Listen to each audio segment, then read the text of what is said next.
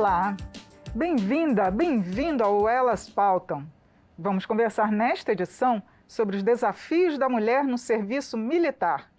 Embora a profissão ainda seja predominantemente masculina, a presença feminina nas Forças Armadas cresceu muito desde os anos 1980, mas ainda está longe de chegar à proporção do percentual feminino na população brasileira, que é de mais de 50%.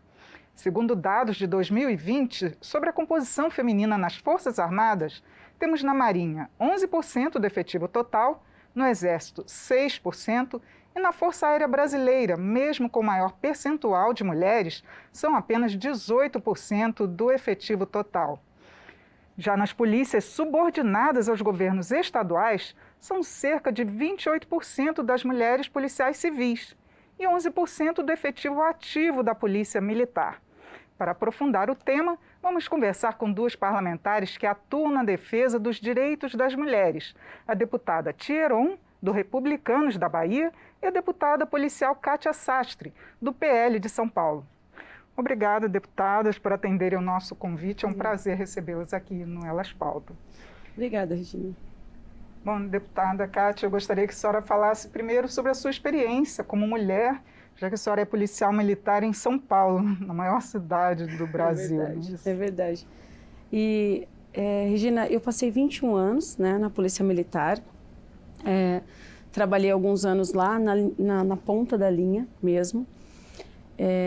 Nós sabemos a dificuldade, né, entre aspas, que é uma profissão masculinizada, né? Eu tive um privilégio, né, pela educação que eu tive dos meus pais, de me tornar uma pessoa forte, né? Que meu pai sempre falava, Tieron, você pode fazer tanto quanto eles, então vai e faz, né? Você vai chegar. Então, assim, eu não me vitimizava, né? Não tornava vítima dessa cultura. Mas nós sabemos a grande dificuldade que temos, mesmo porque a gente tem maternidade, a gente tem filhos e a gente não quer deixar de ser mãe, né? Não quer deixar de ser dona de casa. Então, o tempo que passamos fora de casa é muito grande. Às vezes dobra, né, o serviço, dobra o turno de serviço, cansei de fazer isso. E então nós temos realmente a dificuldade de cuidar até dos próprios filhos. Fora isso vem o preconceito, que é grande, né, eu acredito que não só na Polícia Militar, mas em toda a Força de Segurança Pública. E não só isso, né? Nós temos os assédios morais e os assédios sexuais e violência doméstica, porque hoje, Regina, muitos casais, né, são de policiais militares ou até mesmo de qualquer outra instituição de segurança, muitos policiais casam com policiais. Né? Nós temos essa grande dificuldade referente aos processos, né, que se perdem, aí né, arrastam durante o percurso e a gente não chega num fator, né? Não chega, exatamente. Menos, né? Deputada Tia Heron, agora eu gostaria que a senhora falasse um pouco da sua experiência no seu estado, na Bahia, que a senhora tem já um trabalho desenvolvido sobre as profissionais militares, para a senhora contar para a gente aqui no programa. Regina, antes de mais nada, um prazer revê-la, cumprimentar minha queridíssima amiga aí, que muito nos orgulha nas Forças Militares. Esse painel está maravilhoso, parabéns à TV Câmara, toda a bancada feminina. De fato, a Bahia tem uma atuação com a presença das mulheres no braço armado do Estado. Mas isso não é o suficiente. Ver uma mulher de farda e pensar que essa equidade tão discutida, tão falada, já foi alcançada, deputada Kátia. Não é fato. Isso, quando a gente dá um mergulho, percebe-se claramente que existe muito a se fazer, existe um desafio enorme, porque essas mulheres, pelo tempo, né, até da compulsória, elas não alcançam esses lugares de comando. Na sua maioria, elas são subutilizadas, elas não chegam nessa ponta que a gente chama de finalística, né? Portanto, elas não sentam na mesa de negociação, de modo que essa representatividade é muito pífia para as questões específicas que existem dentro das Forças Armadas com a participação dessas mulheres. A gente percebe aí que esse percentual é um percentual que a Marinha foi quem deu o primeiro pontapé, né, nos idos de 80, 90, por aí. Depois todas as outras forças vieram, surgiu a polêmica sobre aqueles testes todos de esforços, mas o mais interessante é que essas mulheres, dentro dessas forças, com a questão hierárquica que existe dentro delas, é um agravante ainda, sobretudo, da violência doméstica que existe, né? Percebe-se a situação do assédio. Eu estive recentemente conversando com o almirante e ele dizia assim: Tia Heron, não é a questão nossa enquanto homens, é a questão dessas mulheres que estão nas Forças Armadas e que precisam entender. Por exemplo, quando a gente passa 1 mês, 3 meses dentro de um submarino, não tem como, é um corredor que só cabe passar uma pessoa. Quando a gente é acionado, né, de repente a gente esbarra numa mulher, termina encostando nela, e ela precisa entender que aquilo não é proposital, que aquilo é um acaso. Não é um acaso, isso é crime, isso é assédio sexual. A gente precisa, de fato, estar tratando dessas feridas. A questão da Força Armada, do braço armado do Estado, quando eu falo isso, eu me refiro a todas as forças.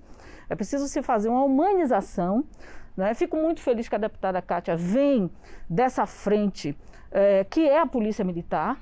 Nós temos, assim, histórias para se contar sobre uma das primeiras corporações a levantar a bandeira do Código Militar para que as questões de violência doméstica fossem tratadas no Código Militar, quando o Código Militar nem visa essa questão. Ou seja, as mulheres que estão dentro das Forças Armadas, elas estão desassistidas, elas não têm a devida proteção, elas não têm o seu direito nem de gritar, porque o Código Militar não prevê, não tem uma previsão legal.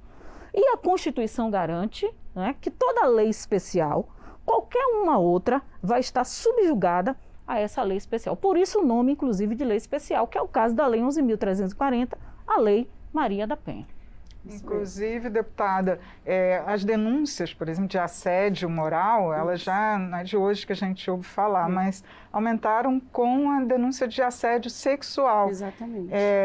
Tem alguma proposta que mude essa realidade que a deputada Tia Heron está falando, de que a justiça militar é que cuida, né, do problema da violência doméstica? Sim, por isso que eu sempre digo, né, nós precisamos chegar num equilíbrio, né, das mulheres e homens aqui na política também, porque nós temos essa visão e a gente está lá, né, na ponta da linha para saber o que realmente acontece.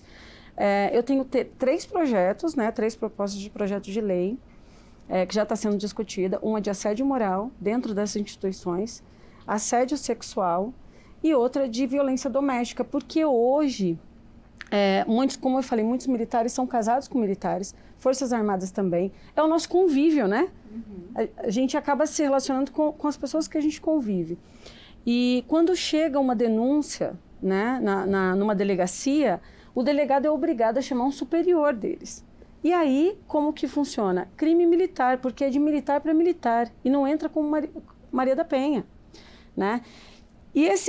Hoje nós temos nas corregedorias militares, né, um estudo que foi feito inclusive por juízes, né, que nos ajudou até a elaborar esse projeto que está completíssimo, que 70% das denúncias na corregedoria são de violência doméstica entre militares.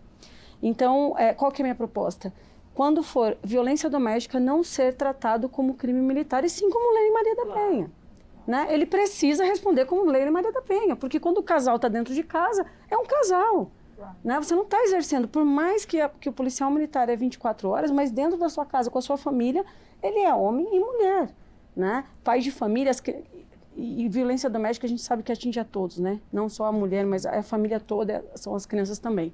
Então precisa ser. Então esses 3 projetos são fundamentais. Tem um outro projeto também que a gente, que na formação do agente de segurança pública, ele tem essa matéria de violência doméstica, porque a gente não adianta a gente tratar só depois que acontece. A gente tem que fazer a prevenção. E foi uma das maneiras, né, que eu achei de ter, durante o curso, eles terem uma matéria que fala sobre isso. Sim, eu gostaria agora de mostrar um depoimento de uma profissional da Marinha, porque eu queria tratar também da parte da ascensão, porque as mulheres conseguiram entrar, participam, aumentou muito o efetivo, mas na hora de ascender ao topo está muito difícil, né? Então a gente tem uma profissional da Marinha, que é capitã de mar e guerra, que é também diretora do Hospital Naval de Salvador. A comandante Maria Cecília, ela vai contar para a gente da experiência dela. Queria inicialmente agradecer à deputada Thieron pela oportunidade de vir até aqui, até a Câmara dos Deputados, representar aqui a Marinha e poder falar, explanar sobre esse momento do ingresso da mulher nas Forças Armadas e na Marinha, principalmente. A mulher entrou, o primeiro concurso foi em 1981 e até hoje continua ingressando cada vez mais em vários postos, em vários cargos. Nós temos desde praças, cabo, sargento, até oficiais que têm a oportunidade de desenvolver a carreira, de ganhar reconhecimento, ter a oportunidade de crescerem, estudarem e se desenvolverem profissionalmente. Eu fiz a prova para o Corpo de Saúde da Marinha em 1995, ingressei já médica e aí vim galgando desde o posto de guarda marinha, primeiro-tenente, segundo-tenente, primeiro-tenente, e aí a gente passa para o outro ciclo, que é de oficial superior, e esse é o meu último posto nesse ciclo de oficial superior, que é de capitão de mar e guerra. Bom, deputada Thieron, eu gostaria que a senhora falasse para a gente sobre esse desafio que são as mulheres galgarem o topo das carreiras militares, porque hoje mesmo são pouquíssimas, ou então mesmo na justiça militar, que também tem pouquíssimas mulheres. Qual a sua avaliação? Bom, Maria Cecília, como comandante, né, ela traz várias senhas, primeiro por ser mulher e depois negra, né? Então, há de se imaginar o espanto que é, né, ter aí uma comandante à frente de um hospital naval, que eu tive a oportunidade de conhecer, já sou praticamente de casa, muito nos fortaleceu, porque Maria Cecília veio no momento do ápice da pandemia, o grande combate dela foi nesses fins e ela deu conta, mas ela sabe muito bem o preço alto que foi de estar à frente de um hospital naval, sem recurso, buscando investimento. Ali, como ela falou, ela está no Salão Verde. Deputada Kátia, só para se ter uma ideia, a proporção que ela ia passando, né, aqui nos departamentos da Câmara dos Deputados Federais, se ter ideia, chamava atenção. As pessoas pediam para ela parar para fazer uma foto. Isso significa dizer que não é comum. Né? De ver uma mulher negra, né, no comando, à frente de um hospital naval. Eu estou falando de Brasília, não estou nem falando mais a nível de Bahia. E aí me remete à lembrança também de um enfrentamento feito pela Major Denise, atual hoje secretária de prevenção à violência dentro da segurança pública do Estado da Bahia, uma mudança nessa legislação para, ao menos, não é legisladora, mas fez como uma portaria, deputada Kátia, para que pudesse, né, prevalecer exatamente a lei especial que nós estamos trazendo aqui no âmbito da violência doméstica familiar, quando esta vier a ser afligida por quaisquer que sejam desses militares. Bom, criou-se uma celeuma terrível, né? Mas por fim ela conseguiu fazer. Esse é o desafio. Por que a celeuma, se nós temos um fenômeno de problematização no Brasil em relação à violência doméstica familiar e intrafamiliar? Por que a questão? E quando eu falo questão é porque existe um problema, porque não se aceita. As Forças Armadas, elas foram formadas dentro dessa hierarquia para que não houvesse conflitos. Ela está ali para dirimir conflitos. Então, interna corporis, ela não pode admitir nem reconhecer que ela tem um problema doméstico dentro de si. Né? Então, é preciso realmente projetos de lei, como a deputada Kátia está fazendo. Importa ainda termos um instrumento de comissão. Eu estava dizendo há pouco aqui, fora do ar, a deputada Kátia, que ela conta comigo e é um fato. Né? Fui designada aí pelo meu Partido Republicano a fazer parte da titularidade dessa comissão. Espero realmente que saia, porque esses debates precisam ser amplos. A gente não pode apenas estar tratando disso nessa pauta aqui, nesse momento, Regina. Qual comissão? Só para a gente A comissão explicar. sobre essa tendo assédio, né, do assédio sexual e moral, e tem também referente à lei que para ele responder, o agressor responder como Lei Maria da Penha e não como crime militar, né? Então, nós, se Deus quiser, nós vamos conseguir. Ela precisa sair do papel, Exatamente. não é? Eu posso dar um exemplo que aconteceu comigo há pouco?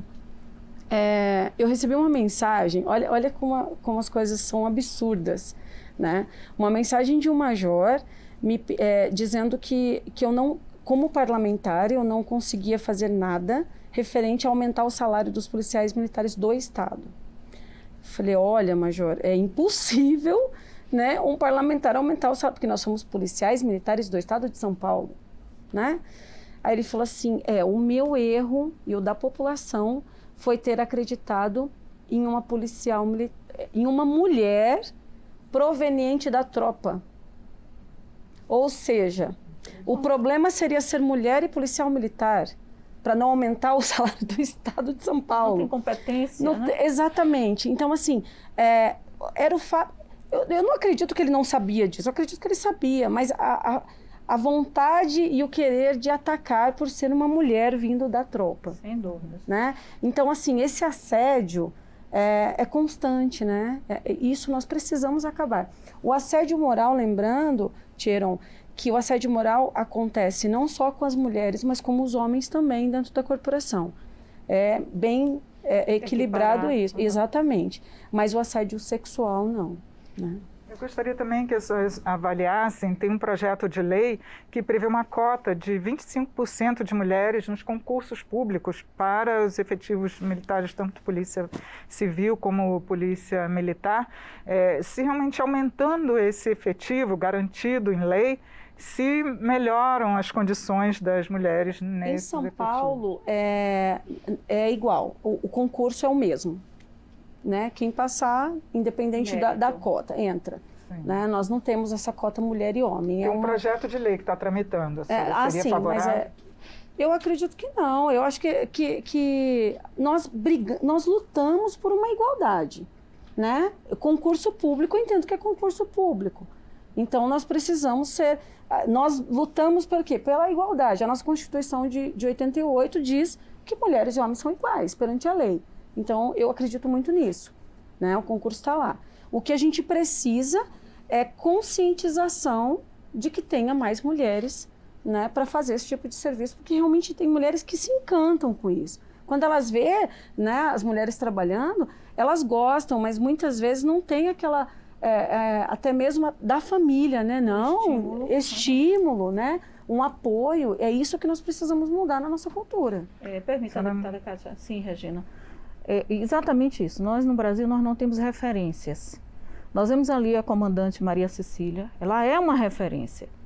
Quando eu me dirigia na questão de que ela estava transitando na Câmara Federal e o tempo inteiro parada para tirar foto, né, ela se tornou ali um ponto de referência. Então, nossas meninas, e eu sempre digo isso a ela, nossas meninas, nossas jovens, né, precisam se ver dentro dessa possibilidade de fazer. Né? Esse é o maior estímulo. Né? A deputada Kátia teve aí a participação dos seus pais, dentro do seio da sua formação familiar. Isso é maravilhoso, eu a parabenizo. Mas a questão também de vitimização transpassa essa questão da formação familiar. Porque o nosso sistema, a nossa cultura, ela é exatamente perversa, né? Ela é nociva. O Brasil, como dizia já o nosso Darcy Ribeiro, é uma máquina de triturar negros e mulheres.